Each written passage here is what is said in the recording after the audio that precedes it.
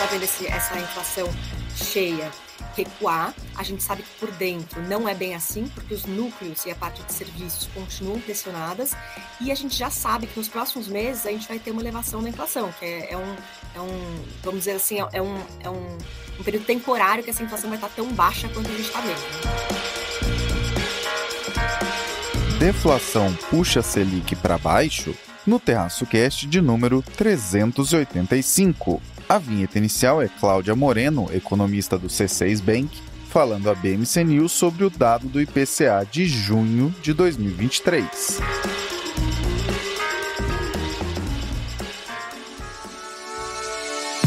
Por que a gente insiste em políticas? Primeiro, errar não é problema. Você quer inovar, criar uma política pública nova, você corre o risco de errar. O problema é não reconhecer o erro e repetir os erros. I imagine people today saying, well, when are we going back to normal, like it was 5, 6, 7 years ago? The important thing to know is that that wasn't normal. Right. That was the easiest, best of time. My own belief is we're not going back there. We're now in an environment of more normal circumstances, and we're going to roughly stay this way. Brasil, mundo, economia, política e o que for relevante para você. Isso é o Terraço Cast.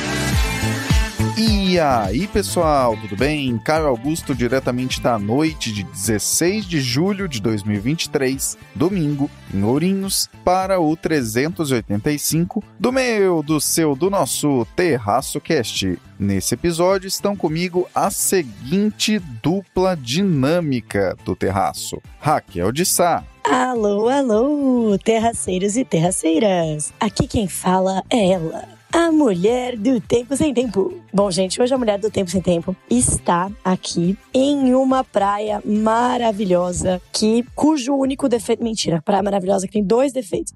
Ela é um pouco longe, né, da cidade de São Paulo, onde essa que vos fala possui residência, e também borrachudos, né, mas fiquei sabendo que aqui, né, no inverno tem menos. Então, fiquei contente por isso, né, porque já tive que ir embora dessa bela praia uma vez por conta dos borrachudos. Mas falando aqui do tempo, né, o tempo está maravilhoso. E São Pedro, a gente tá brother, né, eu conversei com ele e tal. A gente resolveu as nossas diferenças.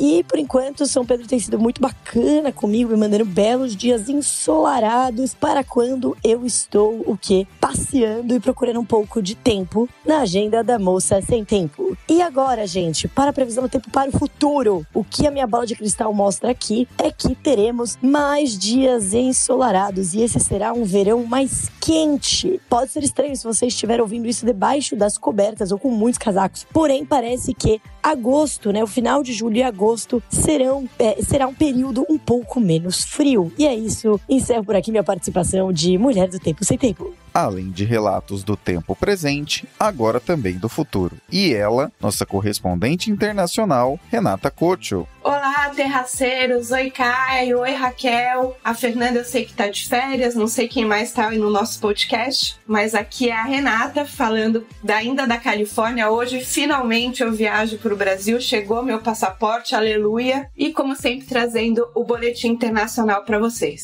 Ainda no aguardo da resolução para, enfim, poder visitar o grande Brasil. Time em campo, vamos ao 385. Raquel, sobre o IPCA para junho de 2023, que trouxe deflação, o que vale ficar de olho? E hoje, gente, nesse episódio, eu vou falar para vocês de 2 temas correlatos, né? Então, ficamos conversando aqui, né, Caio Augusto, sobre os temas que seriam tratados nesse episódio desse podcast, e achamos que tinham 2 temas bastante correlacionados e que dava para fazer, né, para transformar eles em 2 para vocês não ficarem cansados de ouvir uma coisa só, assim, uníssona, né, mas terem ali uma continuidade da explicação. Então, vamos ao primeiro tema. O primeiro tema, gente, é deflação. Tá parecendo estranho, né, que estamos chegando naquela época do ano, né, o ano passado aconteceu uma coisa parecida, acho que, não lembro se foi em abril, maio, foi por aí, né, entre outono e inverno que a gente teve também uma deflação. Mas não é um efeito sazonal, né, que é aquele que acontece todo ano, etc. Não, na verdade foi uma certa coincidência aí em certos fatores, né. Mas o que é a deflação, gente? Eu sempre falo que, quando a inflação tá caindo, não vai esperar que os preços caiam, porque, né, isso é deflação, não é, né, a inflação é quando os preços estão subindo, mas um ritmo mais devagar. Mas nesse caso, em junho, foi uma deflação mesmo. Os preços, né, a gente tem lá uma cesta, o IPCA, né, que é o nosso principal indicador de inflação ao consumidor no país. Ele é composto por uma cesta de bens e serviços e tem tudo lá, né? Tem comida, tem cinema, tem roupa, tem carro, cada um com o seu peso, né? E quando foi feita a conta da variação entre o mês de maio e o mês de junho, os preços, né, eles caíram de uma maneira geral. Mas isso não significa que todos os preços caíram. É que essa cesta, com cada bem e serviço com seu peso, teve ali uma queda. Bom, beleza, já entendi do que é deflação, né? A deflação registrada foi de 0,08. Então, uma deflação levinha, né? Nada comparado ao que a gente teve aí o ano passado, que foi mais de, se eu não me engano, foi perto de 0,5, 0,6. Mas são, de fato, os preços caindo. Já podemos comemorar? Já podemos dar tchau, tchau à inflação? Não. Por enquanto, não, gente. A inflação ainda segue, tá? Já conto essa história pra vocês, que a inflação ainda segue uma preocupação. Mas primeiro eu vou me explicar por que teve deflação, né, nesse mês. Então, foram 3 itens principais, assim, né? 3 categorias que puxaram essa deflação no mês. A primeira foram os automóveis. Pra quem não lembra, né? Pra quem não ouviu sobre esse programa, é só voltar aqui a alguns episódios do Terraço Cast que falamos sobre isso, tá? O programa aí de benefícios, né? O programa de incentivos ao setor automotivo que o governo lançou alguns meses atrás. Então, era ali um corte de impostos, né? Então, vamos cortar imposto pra conseguir cortar o preço do carro zero. E aí, a gente teve sim uma deflação mais fraca, tá? De um pouco mais de 2% nos veículos novos. Deve ter, em julho, um pouquinho mais dessa deflação pra, enfim, sobrando aí, mas, de fato, foi um item que puxou, obviamente, a inflação aí pra baixo. Então, por que eu tô explicando por quê? Pra explicar que essa deflação, ela é uma deflação one-off. Ela é uma deflação que não é a tendência. Agora a gente tá vendo os preços caírem. Tipo na China. Na China, eles estão vivenciando uma tendência de preços muito baixos. E isso é muito ruim pra economia também, porque você não tem incentivo, né? Pra ninguém produzir, pra ninguém investir. Mas, de todo modo, não é o que tá acontecendo. A gente não tá com uma economia desaquecida como tá a China, que tá com os preços muito baixos. Aqui a gente teve motivos bem específicos pra essa deflação que não deve continuar nos próximos meses. Então, um deles aí, como eu falei, foram os carros, né? O segundo item, né, foi combustíveis, porque a gente sabe que a Petrobras, no mês passado, anunciou mais uma redução. Vale lembrar, gente, que por mais que o preço do petróleo esteja caindo no mercado internacional, ele esteja por volta de, a última vez que eu chequei, ele estava aí em $76 o barril, né? Ele já chegou a estar mais de 150 há um ano atrás, né? Então é claro que o petróleo caiu bastante, mas grande parte dessa queda, né, ao longo do último ano já estava lá nos preços das bombas aqui no Brasil. Essas últimas 2 reduções, né, como resultado disso, a gente já tá com uma certa defasagem, tá? Ou seja, a gente tá vendendo combustível aqui, né, mais barato, né, do que os preços internacionais. Mas a Petrobras estava ali, aparentemente, com um espaço, né? Vamos tentar acreditar que isso não vai ser recorrente, né? Vamos torcer para que isso não seja recorrente. A gente não tem aquela política de preços feita por uma empresa que pode quebrar a empresa. A gente já conversou bastante sobre isso também em outros episódios aqui do Terraço Cast, né? Sobre usar a Petrobras para tentar puxar a inflação para baixo, né? Não é uma boa ideia. Já praticamente quebrou a empresa e não é bom pros preços também, para a inflação, porque uma hora isso tem que voltar. Mas, de todo modo, teve ali uma redução nos preços de combustíveis. Então, já falamos de automóveis, já falamos de combustíveis. E o terceiro foram os preços dos alimentos, tá? Os preços dos alimentos caíram bastante. A gente tá vendo mesmo deflação também para alguns alimentos, né? Principalmente aí carne, tá? Outras proteínas, leite e derivados também. Então, óleo, né? Óleo de soja também. Então, alguns alimentos importantes aí da cesta básica que acabam tendo um peso grande no IPCA também. Na verdade, os alimentos foram o que mais puxaram o IPCA para baixo, tá? Mais puxaram essa deflação. Mas o segundo tema é o que a gente vai falar, tá? O segundo tema eu vou falar um pouco melhor sobre o que está acontecendo nessa questão dos alimentos. Mas antes de pular para o segundo tema, tem aquela pergunta, né? Beleza, essa deflação veio para ficar, não veio para ficar? Já posso abandonar os meus investimentos ali em IPCA+, né? Que é aquele que protege da inflação? E a resposta é não, tá, gente? Essa deflação não veio para ficar. Provavelmente no mês que vem a gente vai ter de novo deflação, puxada por 2 itens principais. Primeiro, por conta de uma parte da queda aí que vai vir de automóveis, deve vir em julho.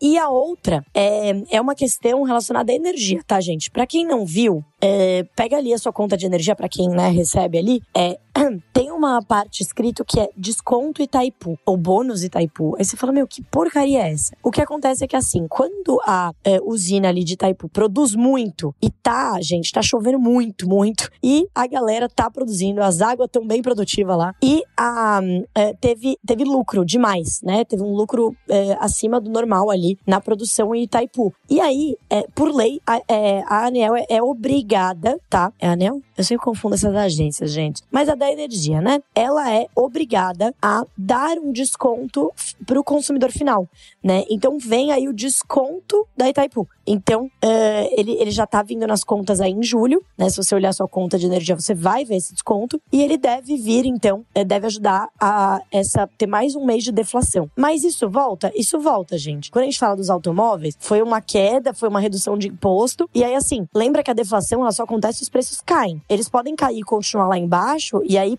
como a inflação é a variação dos preços, você não tem mais deflação todo mês, né? Senão quer dizer que os preços vão continuar caindo. E esse provavelmente não é o que vai acontecer com os carros, principalmente porque esse programa acabou incentivando muito uma desovagem aí de carros carros antigos, carros que estavam ali no estoque, foram promoções bastante pontuais, né? Enfim, não deve continuar caindo o preço, porque não é nada estrutural. E a mesma coisa, né, com a questão da energia. Então vai ser um desconto one-off e depois volta ao normal. E aí, no mês de agosto, isso puxa a inflação o quê? Pra cima novamente. E os combustíveis, a gente também não espera que a Petrobras anuncie mais reduções, porque o preço do petróleo nos mercados internacionais tá ficando, né, tá já há alguns meses relativamente estável entre aí 75 e 80, né? 75, 76. Então tá rondando por isso aí. Então também não imaginamos que isso aconteça. E aí, por último, tem uma questão importante que é o efeito base. Como o ano passado a gente teve aquela redução de impostos sobre combustíveis, energia e telecomunicações, essa redução, ela pegou ali mais ou menos entre junho e julho também. Então, quando a gente olha o acumulado em 12 meses da inflação, que normalmente é aquela que a gente, enfim, que é...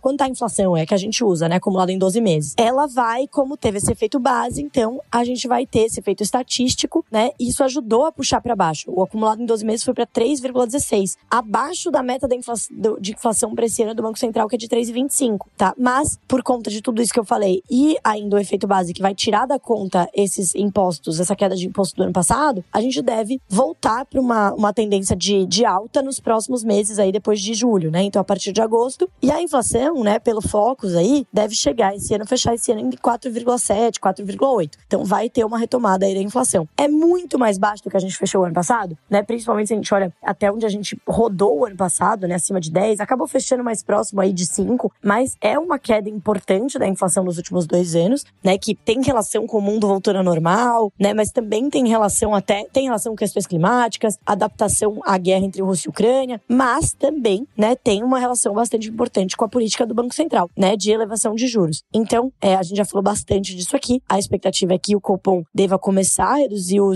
a Selic, né, na próxima reunião aí em agosto, mas de uma maneira muito devagar. E aí, por quê? Como eu falei no episódio aqui do último Copom, os serviços continuam rodando alto. E aí, o que mostrou esse último dado de IPCA, né? Que os serviços continuam subindo aí, o preço dos serviços a um ritmo de mais ou menos, tá entre 6% e 7%. Então, bem acima da meta, né, do Banco Central. Então, a gente sabe que serviços equivale a bastante da economia brasileira, aos preços, ao consumo das famílias. Então, tá aí um dado, né, importante para mostrar que é sempre importante olhar no detalhe do dado antes de sair pulando para conclusões deflacionárias. Começando esse comentário já com uma recomendação. Foi no episódio 377 que falamos com detalhes sobre o tal programa, aquele que chegou, não teve nenhum efeito relevante de vendas e já até acabou. O programa de desconto para carros novos e tudo mais. Importante dizer sobre não ter tido efeito relevante, porque, como sempre te contamos por aqui, é sempre importante separar os aspectos conjunturais, que se referem a um período, dos que são estruturais, aqueles que indicam tendências maiores.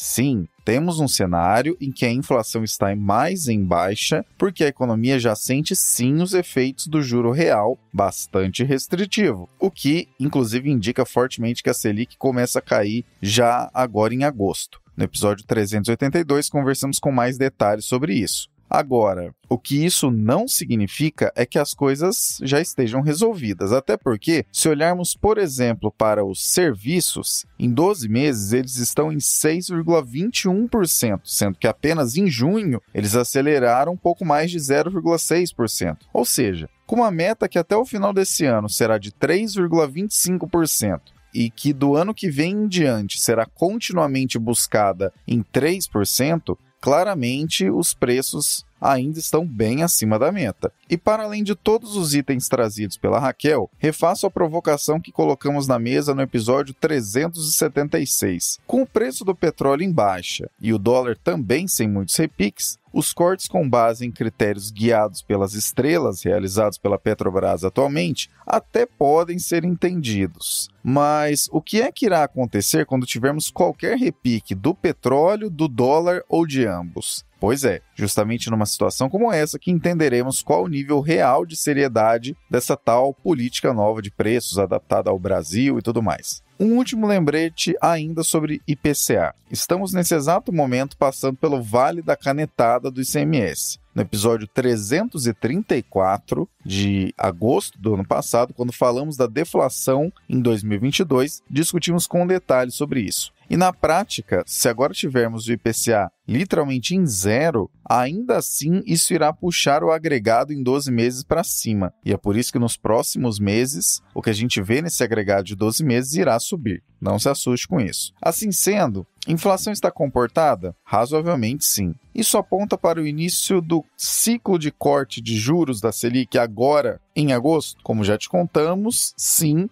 E provavelmente um ciclo de cortes mais rápido do que o esperado. Mas isso significa que agora a deflação será tendência e, como alguns sugeriram nos últimos dias, o Banco Central manteve a Selic no patamar atual por tanto tempo só para sacanear as pessoas? Não. Claro que não. Deflação puxa sim a Selic para baixo. Mas seja você alguém que acredita que os juros deveriam despencar porque algum político da sua predileção disse, ou porque isso beneficia o cargo que você tem no mundo financeiro, fica aqui o alerta. Não se engane pensando que isso que acontece agora irá implodir o nível da Selic e que coisas como o que vimos no final do mandato de Ilan Goldfein, Selic a 6,5%, ou no momento mais agudo da pandemia, Selic a 2%, serão coisas que estão aí virando a esquina, estão para acontecer. Porque como bem apresentado nesse episódio e em vários outros que falamos sobre o cenário da evolução dos preços aqui no Brasil, o trabalho estrutural de reduzir a inflação por aqui e, consequentemente, os juros estruturalmente mais elevados, segue adiante, mesmo que com uma Selic mais baixa do que onde ela se encontra atualmente.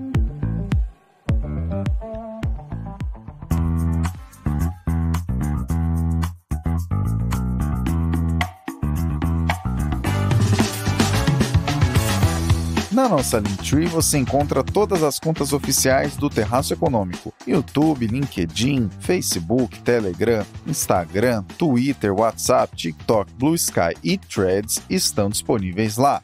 E se você não é fã de redes sociais, mas quer mesmo assim ficar por dentro das nossas novidades, coloque seu e-mail no nosso mailing. O link também está lá. E calma, fica tranquilo, não se preocupe, você aí que está nos ouvindo, tem uma novidade virando a esquina aí para quem está nessa lista. Então, bota logo seu e-mail lá, não perde tempo não. E não se esqueça, lá também estão os links de acesso para os nossos 2 e-books: 10 motivos para aprender mais sobre economia hoje e Projeto Nobel, com artigos sobre todos os anos do Nobel de Economia entre 1969 e 2022. Ambos de graça, baixe agora mesmo. Não deixe também de seguir as pessoas que participam dos episódios do Terraço Cast e se dedicam semanalmente a trazer as análises que você ouve aqui conosco.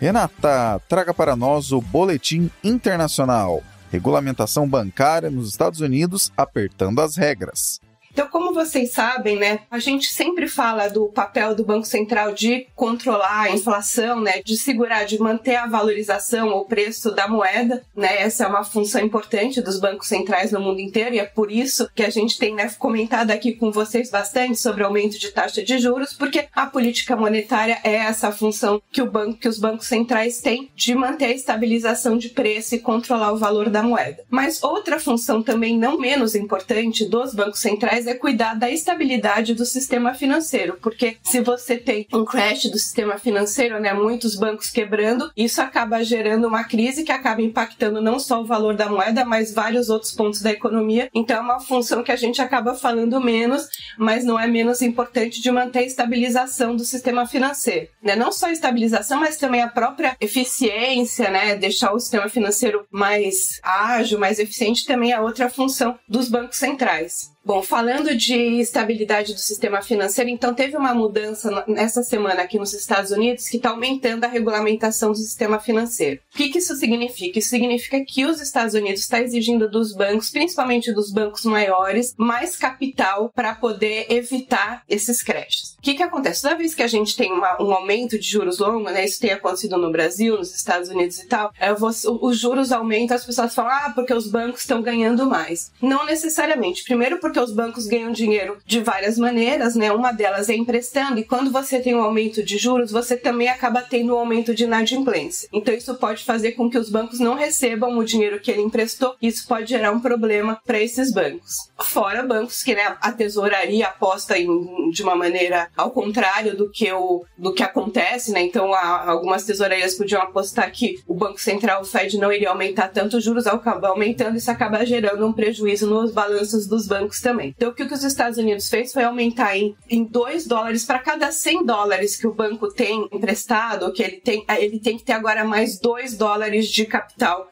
guardado. Então ele aumentou a exigência de capital próprio do banco em $2 para cada $100, né? Aumentou então, digamos, em 2% essa exigência de capital. Isso acaba diminuindo a alavancagem dos bancos, né? Os bancos conseguem emprestar menos, então também é uma forma de você restringir o crédito circulante. Uma forma é aumentando a taxa de juros, né? Que as pessoas pegam menos empréstimo porque o juros está alto. Outra forma é você aumentando a exigência de capital dos bancos, eles conseguem alavancar menos e isso acaba diminuindo o crédito disponível. Então foi essa mudança que os Estados Unidos fez, né? Diminuiu um limite de alavancagem dos bancos, principalmente dos bancos maiores, que é o que gera, né, maior impacto se há uma quebradeira. Claro, né, se o sistema financeiro dos Estados Unidos, né, vocês devem saber isso também, já devem ter reparado quando vieram para cá, ou só de ouvir falar, enfim, ele é muito mais fragmentado do que no Brasil, né? No Brasil a gente tem lá 4 ou 5 grandes bancos que dominam o mercado. Nos Estados Unidos o sistema é bem mais fragmentado porque os bancos muitas vezes são estaduais. Mesmo assim, você tem grandes bancos como Chase, como Citibank, Wells Fargo, enfim, tem bancos que são maiores e esses bancos agora vão estar mais sujeitos à regulamentação do que os bancos menores, porque se um banco pequenininho quebra, o impacto geral acaba sendo menor, mas se um banco grande como um Citibank, como um Chase quebra, isso acaba gerando aí um efeito dominó no sistema financeiro inteiro, porque também os bancos se emprestam entre si, enfim, né, um banco grande quebra, as pessoas também ficam todas desesperadas, há uma correria para os bancos, então isso acaba gerando esse efeito dominó.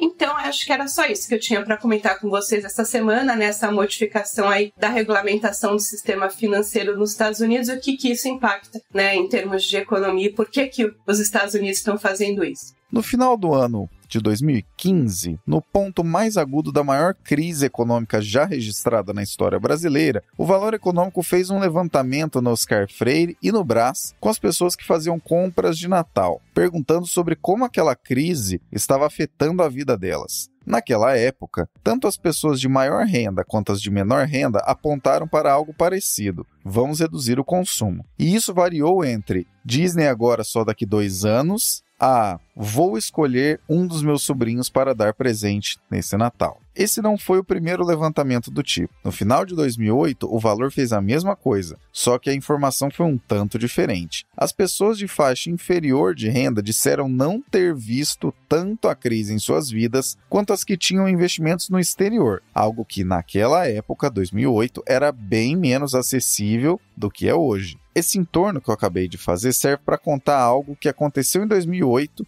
e também acontece mais recentemente. Quando falamos sobre setor bancário, a regulação mais apertada no Brasil evitou uma quebradeira bancária parecida com o que se viu nos Estados Unidos, porque, entre tantas regras, saldos mínimos de garantia e impossibilidade de alavancagem infinita eram e são coisas comuns por aqui, mas vistas como regras que impedem o crescimento do setor e deveriam ser abolidas por lá. Mais recentemente, no caso de falências como a do Silicon Valley Bank, que a gente contou com muitos detalhes nos episódios 362 e 363, o problema teve origem regulatória, e quem admitiu isso tempos depois ao Senado foi o próprio chairman do Fed, o Jerome Powell. Em termos regulatórios, se quem trabalha no setor bancário aqui no Brasil pode de vez em quando pensar que, não pode fazer nada, é um enrosco enorme e tudo mais, ao menos no comparativo com a maior economia do planeta, temos aqui uma proteção racional a movimentos irracionais muito mais eficiente. Inclusive, 2 adendos. Em primeiro, o caso americano chacoalhou o mercado de crédito aqui no Brasil, mas só não teve efeito contágio porque redobraram a atenção sobre outros possíveis eventos do tipo, assim como vimos renegociações de grandes dívidas também serem tocadas adiante. Em segundo, é importante que a regulação bancária dos Estados Unidos, de fato, evite surrealismos como um banco que não conciliou ativos e passivos, infelizmente quebrou. De novo, episódios 362 e 363 explicam isso com detalhes.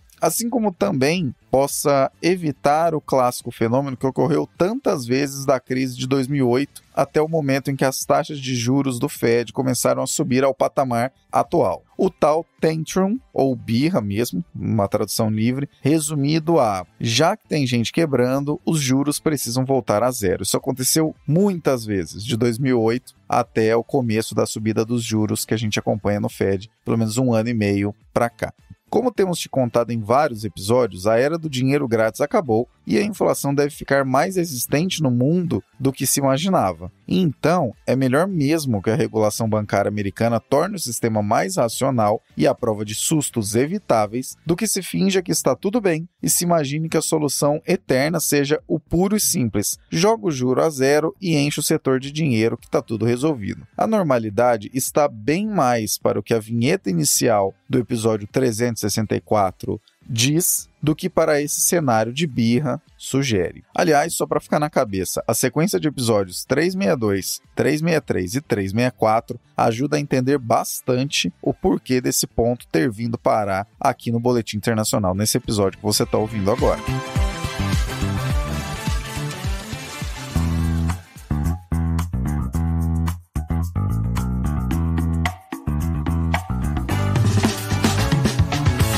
O Terraço Econômico pode ser parceiro da sua marca através da geração de conteúdos, texto, vídeo, áudio, posts de divulgação e demais tipos de parceria. Já pensou em ter um conteúdo nosso associado à sua marca e sendo apresentado a centenas de milhares de pessoas que nos acompanham todos os anos? Confira na nossa Linktree o item Contrate o Terraço e nos chame, porque juntos faremos acontecer.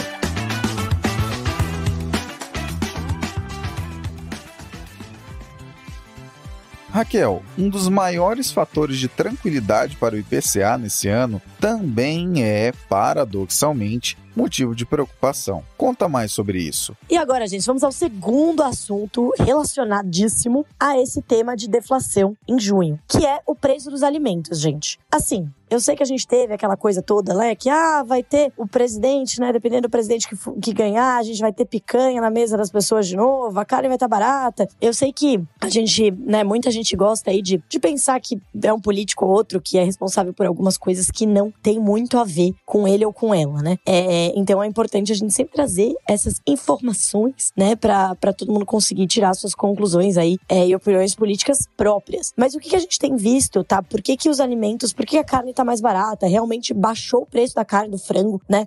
Por que a gente tá vendo leite, derivados caindo também, efetivamente caindo? Com o que tem a ver esse movimento? Como eu falei sobre a deflação, a queda no preço dos alimentos foi o principal fator que reduziu, né, que levou à deflação em junho. Então, falando aqui sobre o porquê, né? São, como sempre, né, vários motivos, né? E a economia é sempre assim, né? Tem vários motivos em um só. Primeira coisa que a gente tem que lembrar é que os alimentos, eles são negociados internacionalmente. Então, quando a gente vê uma queda, uma elevação nos preços dos alimentos, por exemplo, a gente tende a ver de uma maneira global, né? O preço dos alimentos no mundo tá muito caro, quando é um movimento muito forte. Então, o que a gente viu durante a pandemia pandemia e depois, com a eclosão da guerra entre Rússia e Ucrânia, foi exatamente isso, um movimento global de elevação do preço de alimentos. A gente teve um desequilíbrio muito grande na pandemia entre oferta e demanda, né? Então a gente tinha produções paradas, logística parada, frete caro. A gente tinha um consumo de alimentos maior, principalmente aí alimentos, aquela alimentação, né, em domicílio, porque estava tudo fechado, etc. Aquilo que a gente cansou de falar aqui no Terraço Cash nos últimos anos, né? Então isso acabou puxando os preços dos alimentos ali para cima. Aí a gente teve a eclosão da guerra entre Rússia e Ucrânia. E aí, obviamente, com a eclosão, como a gente tem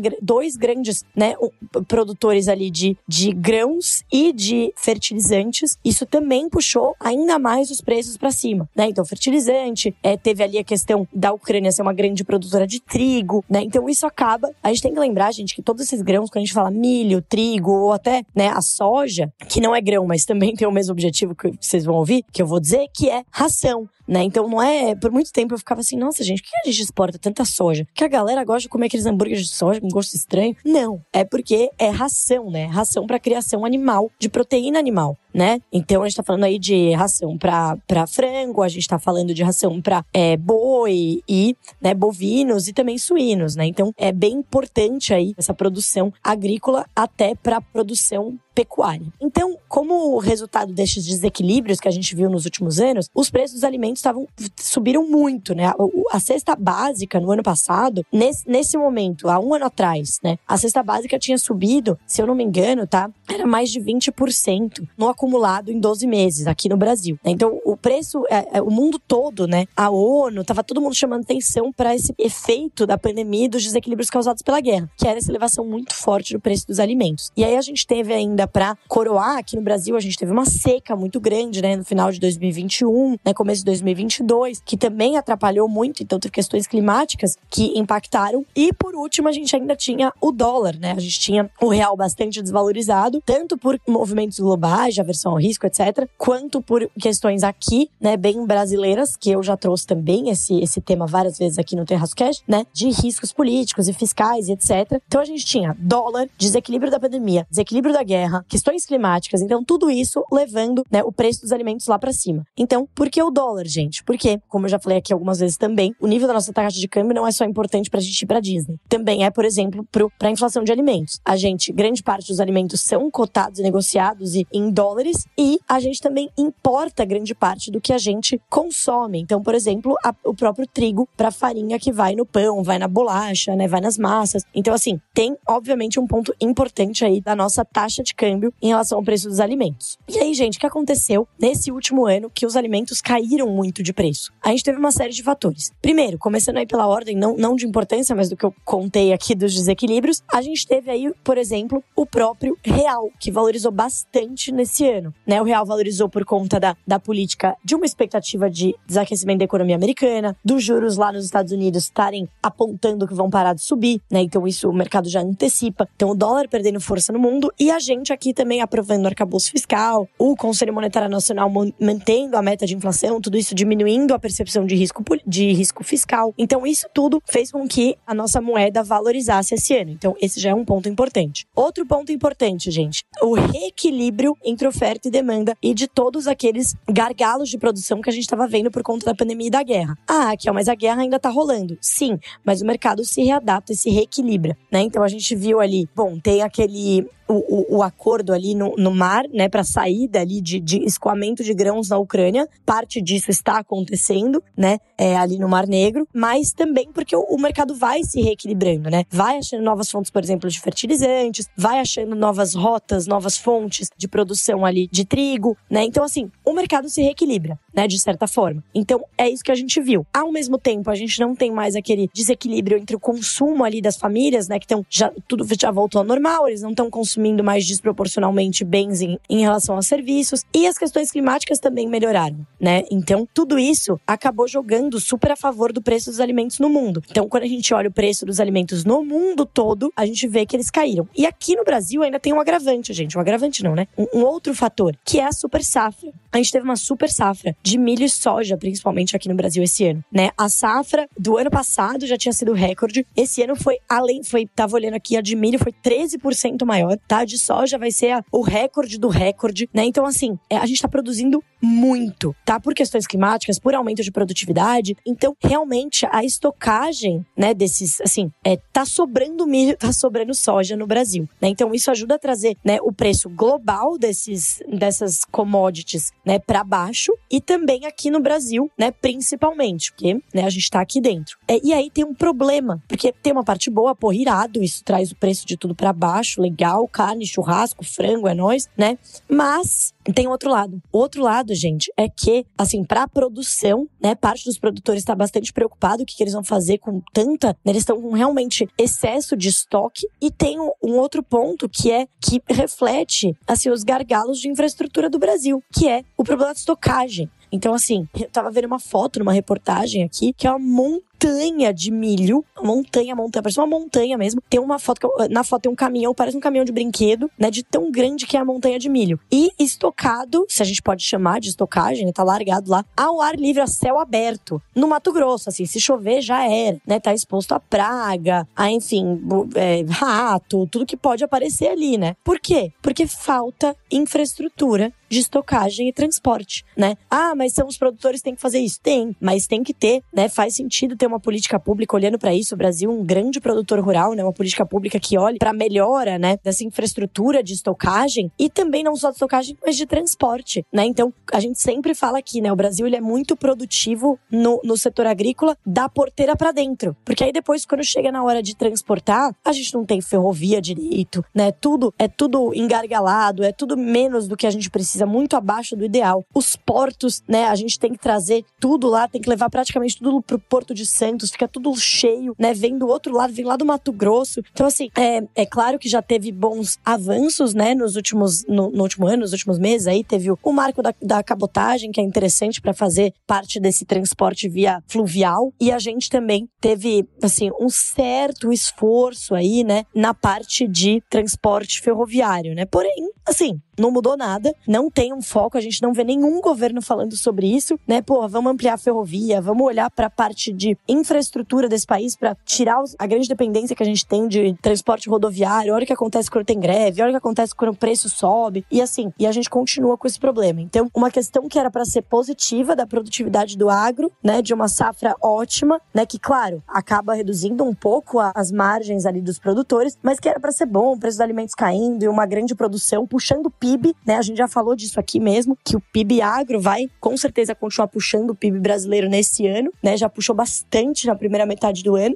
mas tem o lado ruim, né? O lado ruim do desperdício, o lado de comida, de margem, de crescimento, e que chama atenção aí que o Brasil, a gente tá sempre parando no meio do caminho e sendo aluno nota 5. Sabe aquele seu amigo que agradeceu ao Banco Central pela queda do dólar, ou mesmo agradeceu ao presidente atual, ao Lula, e provavelmente viu de economistas como este da voz que você ouve agora, alguma piada como: nossa, o Lula / o Roberto Campos Neto é tão bom que com a Selic atual ou com a política atual conseguiu valorizar até o peso mexicano? Então, isso que é válido para moedas internacionais também é válido para o que verificamos em mercados internacionais, como das commodities alimentícias. Efeitos de oferta e demanda globalmente definidos conseguem mudar os preços. E às vezes, assim, pode ter até alguma relação conjuntural com o político da ocasião, com o juro que estiver sendo executado, mas é bastante conjuntural, para ser bem sincero. O lado complicado do nosso PIB a cavalo, no episódio 378 explica exatamente o que eu quis dizer com isso, está no fato de que, como temos dificuldades notáveis de armazenamento e logística, tal qual você viu na imagem de capa desse episódio, a realidade é que em muitos lugares existem grãos que bateram recorde de safra, como milho e soja, mas esses grãos estão armazenados externamente, fora de grandes armazéns, porque esses armazéns já estão lotados.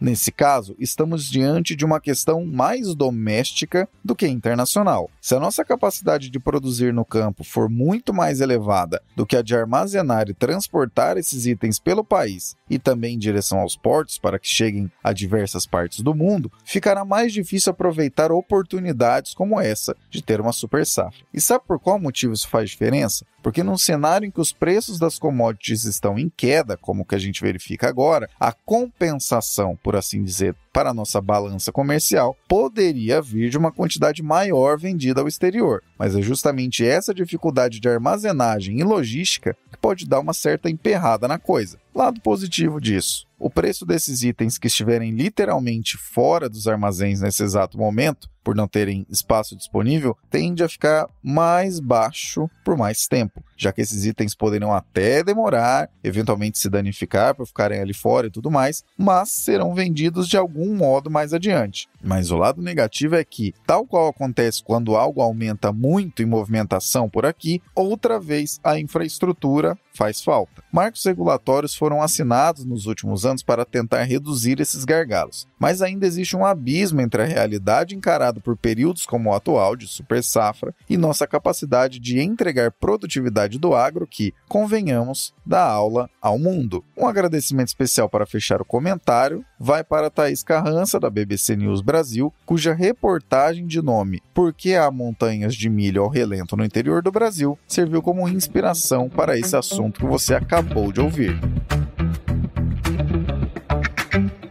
Hora de saber da pesquisa do episódio anterior. Você que ouve esse podcast pelo Spotify votou e a pergunta do 384 foi: a reforma tributária, se aprovada em todas as instâncias, vai... As respostas de vocês foram as seguintes: 66,7% votaram em melhorar a minha vida, 4,8% votaram em piorar a minha vida e 28,6% votaram em vai tudo ficar na mesma. Tá ouvindo esse episódio no Spotify? Não deixa de votar na pesquisa do 385, que tá lá disponível agora, se você estiver ouvindo bem perto da data de lançamento. Ainda tá lá disponível, corre lá e vota, pra gente saber a sua opinião e contar a estatística aqui no próximo episódio. Ouviu até aqui? Manda pra mim em qualquer uma das minhas redes sociais, em todas estou com o Caio AUGSTOR, o emoji de seta pra baixo. Aqui vai o salve especial para Josiane Francisco, que além de ter me enviado o emoji solicitado no episódio 384, ainda comentou, para a alegria de toda a equipe, que nos treinamentos em que realiza, recomenda este podcast para as pessoas que acompanham seus treinamentos, o que nos deixa muito, muito, muito felizes. Um forte abraço para Josiane Francisco e para você que veio parar aqui no Terraço Cast. Seja muito bem-vindo, seja muito bem-vinda, caso você tenha ouvido a recomendação em algum treinamento da Josiane. Muito obrigado, Josiane, pela parceria. Tamo junto. Agora, nos despedindo dessas mentes que trouxeram as análises do episódio 385. Obrigado, Raquel. Tchau, Caio. Tchau a todos. Tchau, terraceiros. E nos ouvimos na semana que vem. E obrigado, Renata. Era isso essa semana. Um beijo e até a próxima. Importante sempre relembrar, estamos abertos para feedbacks de qualquer natureza, tanto nas redes do Terraço Econômico, quanto nas das pessoas que deste podcast participam. Fica a dica. Gostou do que ouviu? Manda para alguém e vamos aumentar a base de pessoas que ouvem este glorioso podcast. Afinal de contas, é para você que nos ouve que produzimos tudo isso. Abraço pelas ondas sonoras, até o próximo episódio.